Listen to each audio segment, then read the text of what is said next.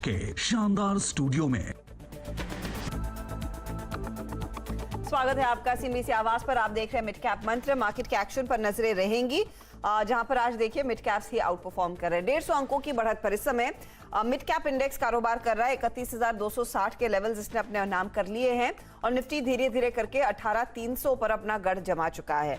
18,315 का लेवल है। 42 अंकों की बढ़त देखने को मिली है। लेकिन निफ्टी बैंक आज फिर थोड़ा सा लड़खड़ाता हुआ। एक समय ऐसा था पिछले आधे घंटे में कि 100 पॉइंट नीचे भी गया था ये इंडेक्स, लेकिन इस समय 64 अंकों तक की गिरावट देखने को मिली। एडवांस डिक्लाइन रेशियो आपकी स्क्रीन पर हाजिर करेंगे, जहां पर स्थिति थोड़ी सी बेहतर दिख रही है, क्योंकि हमने देखा है ये जो मिड कैप्स है, स्मॉल कैप स्टॉक्स है, वहीं पर एक्शन देखने को मिली। अब आपको हाइलाइट्स बता देते हैं इस समय के ट्रेड की, क्या कुछ होता दिखाई दे रहा है। खरीदारी का मूड है मार्केट में। बड़ी बातों में ये अच्छी पॉइंट है कि तेजी देखने को मिल रही है और 18,300 के ऊपर इस समय टिका हुआ है निफ्टी। निजी बैंकों में जो दबाव आया है, यही वजह है कि आज निफ्टी बैंक प्रेशर में देखने को मिला है। वैसे फार्मा, टेक्नोलॉजी, टेलीकॉम शेयरों में अच्छी खासी खरीदारी देखने को मिली है। पेंट भी एक और पॉकेट था जहां पर तेजी देखने को मिली, क्योंकि एक के बाद एक कंपनियां प्राइस हाइक इनकलकेट कर रही हैं। वैसे नतीजे खराब थे, आपको याद होगा एशियन पेंट की स्टॉक्स की धुलाई हुई, लेकिन आज तेजी में है क्योंकि प्राइस हाइक आया है। वहीं मिड कैप इंडेक्स ये 150 पॉइंट से ज्यादा की तेजी दिखा रहा है। और एक चीज आप गौर करेंगे, यहां पर खपत वाले शेयरों में सबसे ज्यादा एक्शन बनता दिखाई दिया है, क्योंकि मूड मार्केट में वैसा ही है। कंजम्पशन अच्छी खासी तेजी दिखा रही है। चलिए गाबा साहब को जोड़ लेते हैं, उनसे पूछेंगे कि उनकी इस समय की रणनीति क्या है, इंडेक्स को कैसे ट्रेड करना है कल वीकली एक्सपायरी से ठीक पहले। गाबा साहब गुड आफ्टरनून, बताइए क्या किया जाए। Long, good afternoon to you. Long होना चाहिए, सिंपल, क्योंकि यहाँ पर भी वीकनेस फिलहाल नजर नहीं आती। शॉर्ट्स अब भी सिस्टम में जो कि कवर करने इतना है कि 300 के ऊपर रहना जरूरी है और सपोर्ट है 18,250 के आसपास। तो जब भी कोई डिप्स मिलती है, खरीदारी का मौका बन जाता है। और एक बार 300 पार कर लेगा फिर तो शॉर्ट स्क्वीज आएगा। हो सकता है आ जाए, कल है, पता नहीं। 18,300 के तो ऊपर है गाबा साहब इस समय। 18,300 के ऊपर कारोबार कर रहे हैं हम, तो लॉन्ग के ट्रेड्स कैरी करने हैं ना अगली सीरीज में। बिल्कुल बिल्कुल बिल्कुल, अब तक ट्रेंड इंटेक्ट है, कॉम्प्रोमाइज नहीं हुआ। अच्छा, स्टॉक्स क्या चुन रहे हैं आप? हाँ, स्टॉक्स, मुझे दो स्टॉक्स अच्छे लगते हैं बिल्कुल। एक तो है सीमेंस। सीमेंस पर थोड़ा ध्यान देना चाहिए on the long side. Possible है कि सीमेंस में एक अप मूव मिले। 2250 का एक टारगेट है। स्टॉक होगा करीब करीब 2150 का। और दूसरा है ग्लैक्सोस्मिथक्लाइन। यहाँ पर 1500-1525 के टारगेट नजर आते हैं। स्टॉप होगा करीब 1460 का। तो यहाँ पर भी मुझे लॉन्ग साइड पर ध्यान देता है। ग्लैक्सो में तेजी की पोजीशन लेकर चले, 1525 का टारगेट, और सीमेंस में आप खरीदारी करें। गावा साहब कह रहे हैं मौका तेजी का है। वैसे एबीबी के नंबर्स बहुत बढ़िया थे और उसके बाद सीमेंस में भी अब उम्मीद यही है कि अच्छा परफॉर्मेंस देखने को मिलेगा। एक चीज ध्यान रखिएगा, कल मंथली एक्सपायरी है, अक्टूबर सीरीज का आखिरी दिन, और गाबा साहब कह रहे हैं 18,300 के ऊपर अगर हम टिक जाते हैं तो जो भी मंदी के ट्रेड्स हैं वो स्क्वीज होंगे, उससे लोग अपनी पोजीशंस काटते हुए दिखाई देंगे। चलिए आपको दिखा देते हैं आज किन किन स्टॉक्स में क्या कुछ एक्शन बनता दिखाई दिया है। सेक्टोरली फार्मा काउंटर्स हैं जहां पर हमने देखा है अच्छी खासी तेजी बनती दिखाई दी है। दो स्टॉक आपके सामने आएगा। तत्व चिंतन रिसेंट लिस्टिंग करीब 7% तक का उछाल। पनाशिया बायो में हमने देखा 5% की तेजी। स्ट्राइड्स फार्मा हो, शिल्पा मेडिकेयर हो, उनमें भी खरीदारी और अच्छे वॉल्यूम्स पर दरअसल इन स्टॉक्स में आज के सत्र में तेजी देखने को मिली है। इसके अलावा देखिए और कुछ तेजी का मूड कहां पर है, तो IT counters, 3 mid cap IT कंपनियों के नतीजों पर बाजार रिएक्ट कर रहा था। उसमें एक है परसिस्टेंट सिस्टम 3.5% ऊपर, लेकिन ई क्लर्क्स 7% भागा। सोनाटा में 4% की तेजी और फर्स्ट सोर्स में भी हमने देखा है आज 3% तक की वृद्धि पर ही कारोबार बनता दिखाई दे रहा है। यही नहीं, खपत से जुड़े हुए शेयर, क्योंकि हम वैसे भी फेस्टिव सीजन में उतर ही गए हैं। आप देखिए गोदरेज कंज्यूमर 4.5% ऊपर है, मैरिको में 3% का उछाल, जुबलेंट फूड 3% भागा है, तो यूएसएल नंबर से पहले 3% से ज्यादा की तेजी पर कर रहा है कारोबार। गेनर्स अब आपके स्क्रीन पर लेकर आते हैं वो काउंटर्स जिनमें सबसे ज्यादा हरकत देखने को मिली है। हाइकल देखिए, दूसरा ट्रेडिंग सेशन है जहां पर इतना तेजी का मूड बना, 11% भागा है ये काउंटर। असाही इंडिया में करीब 9% का इजाफा, इसके नतीजे आए और उसके बाद स्टॉक रिएक्ट कर रहा है। TBZ अगले हफ्ते धनतेरस की उम्मीद में 9% का इजाफा, और एस्ट्रा माइक्रोवेव में भी हम देख रहे हैं 8% तक की तेजी देखने को मिली है। तो ये वो स्टॉक्स हैं जहां पर हम देख रहे हैं सबसे ज्यादा तेजी, सबसे ज्यादा खरीदारी बनती दिखाई दे रही है। एक दो ट्रेड्स पर गाबा साहब से राय लेते हैं, फिर जिन कंपनियों के नतीजे आ रहे हैं उनकी बात करेंगे। अच्छा गाबा साहब, इस बीच ITDC में थोड़ा सा एक्शन बन रहा है, प्राइस एक्शन आया इसीलिए मेरे रेडार पर आया। वैसे वॉल्यूम्स ITDC में सिर्फ 14,000 ट्रेड सौदों के ही है। कोई ट्रेड दिख रहा है या फिर वॉल्यूम पिकअप आएगा तभी आप कन्विंस्ड होंगे कि हाँ कुछ मौका है ITDC में? एक्चुअली मैं कन्विंस अब तक नहीं हूँ, क्योंकि जो 2 दिन का जो अपमूव लग रहा है, रिएक्टिव लग रहा है फिलहाल। हो सकता है 420 एक देखेंगे वो लेवल, लेकिन मैं इतना कन्विक्शन नहीं हूँ। 390 का स्टॉप लगाना चाहिए ITDC में, India tourism. Okay, India tourism में आप 390 का स्टॉप लॉस लगाइए। देखते हैं यहाँ पर वॉल्यूम्स पिकअप होते हैं या नहीं। वैसे डोमेस्टिक ट्रैवल में डिमांड अच्छी खासी बढ़ रही है। कुछ लोग कह रहे हैं कि वीकेंड डिमांड खासतौर से वापस लौटी है, तो ITDC के लिए शायद ये फेवरेबल रहेगा। लेकिन किन नतीजों पर बाजार फोकस करेगा और आपकी क्या रणनीति होनी चाहिए, उसकी प्लानिंग करते हैं। इंटरग्लोब एविएशन ये अपने नतीजे पोस्ट करने वाला है कल। गुजरात गैस के नतीजे आएंगे। MGL का हमने देख लिया, मार्जिन्स पर काफी प्रेशर था, यहाँ पर प्रदर्शन कैसा रहेगा? सुमित हमारे साथ है। सुमित बताइए, क्या मूड माहौल रहेगा इन कंपनियों के लिए? देखिए, पहले तो इंडिगो के नंबर्स की बात करते हैं। YOY बेसिस पे तो इनका घाटा इस तिमाही में बढ़कर आएगा, लेकिन सीक्वेंशियल बेसिस पे घाटा थोड़ा कम होकर आता हुआ दिखाई पड़ेगा, क्योंकि फ्लाइट्स की कैपेसिटीज बढ़ गई हैं, ट्रैवल बढ़ गया है, अनलॉक हुआ है, तो उसका एक बड़ा इंपैक्ट आता हुआ दिखाई पड़ेगा। मार्जिन पे इंपैक्ट रहेगा, क्योंकि जो क्रूड के प्राइसेस हैं वो बढ़े हैं। 48% के आसपास इनकी कॉस्ट का हिस्सा क्रूड से आता है, तो इसकी वजह से इनके मार्जिन थोड़े से हिट होते हुए दिखाई पड़ सकते हैं इस तिमाही में। 1928 करोड़ का घाटा इस तिमाही में पोस्ट किया जा सकता है, जो कि 1194 करोड़ से बढ़ेगा YOY बेसिस पर।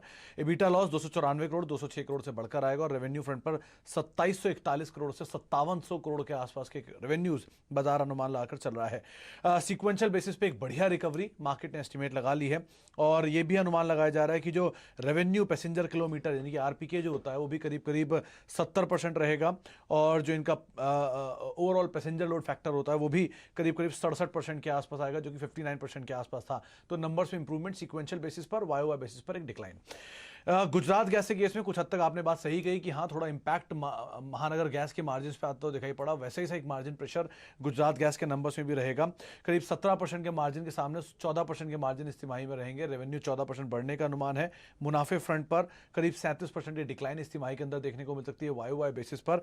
हायर जो स्पॉट LNG प्राइस थे उसका एक इंपैक्ट कंपनी के मार्जिन के ऊपर इस तिमाही में देखने को मिलेगा। और दूसरा ये भी अनुमान है कि शायद 6 MMSC MD के आसपास के वॉल्यूम्स के नंबर इस क्वार्टर के अंदर कंपनी पोस्ट कर सकती है। तो कुछ हद तक बाजार डिस्काउंट करके बैठा है महानगर के गैस के नंबर्स के बाद गुजरात गैस के नंबर्स को, लेकिन इंडिगो के केस में लॉस जो है थोड़ा सा श्रिंक हो सकता है सीक्वेंशियल बेसिस पर। ओके, तो सीक्वेंशियल बेसिस पर लॉस, और अगर रेवेन्यू बढ़ेगा वो वॉल्यूम के बल पर ही बढ़ेगा। इस बीच बैंकिंग काउंटर्स में एक्शन, और यूनियन बैंक आपकी स्क्रीन पर लेकर आते हैं। गाबा साहब फटाफट राय दीजिए, 3% भाग चुका है और इस घंटे यहाँ पर नई तेजी आ रही है। यूनियन बैंक में बहुत तगड़े वॉल्यूम्स देखने को मिले हैं, बताइए 4% ऊपर, अब क्या खरीदें? 50 का स्टॉक है। बिल्कुल खरीदना चाहिए, जगह तो अच्छी है, सेटअप भी अच्छा है, और इसमें जो करेक्शन है वो भी अच्छा है। अब वो मिलेगा। 48 का स्टॉप लगा यूनियन बैंक में, बस 52, 53, 54 ये एक जोन है, वहां 1-2 दिन में चला जाएगा। अब तक तो अच्छा लग रहा है। स्टॉप लगाइए सिर्फ 48 का, बस trade long union bank. Long का ट्रेड फटाफट ले सकते हैं। 48 का स्टॉप लॉस लगेगा। स्टॉक में एक्शन दिख रहा है, वॉल्यूम्स हर टिक के साथ लगातार बढ़ ही रहे हैं। लेंगे एक ब्रेक के बाद डिटेल में बात होगी महिंद्रा लाइफ स्पेसेस के मैनेजमेंट से। आप बने रहिए CNBC आवाज के साथ। आप देख रहे हैं मिड कैप मंत्र CNBC आवाज पर। रिजल्ट सीजन है और महिंद्रा लाइफ स्पेसेस पर करेंगे फोकस। दूसरी तिमाही के नतीजे आ चुके हैं। कंपनी के MD और CEO अरविंद सुब्रमण्यम हमारे साथ है। मैं आपको बता दूं, प्रॉफिट आया है 13 करोड़ का एज अगेंस्ट अ लॉस सालाना आधार पर, और रेवेन्यू लगभग डबल होता हुआ। मिस्टर सुब्रमण्यम, स्वागत है आपका। पिछले इसी साल Q1 में मुझे याद है आपने कहा था कि ये कोविड का थोड़ा सा इम्पैक्ट था बिजनेस पर, लेकिन Q2 में ऐसा कोई हादसा हुआ नहीं है। ये बताइए, एरिया सोल्ड में कितना इजाफा देखने को मिला? ऑन ग्राउंड डिमांड में कितना पिकअप देखने को मिला है? सेकेंड क्वार्टर में जो है हमने लगभग 300 करोड़ की रेजिडेंशियल सेल्स की है और 75 करोड़ की इंडस्ट्रियल पार्क्स में लीजिंग की है, ना लीजिंग की है।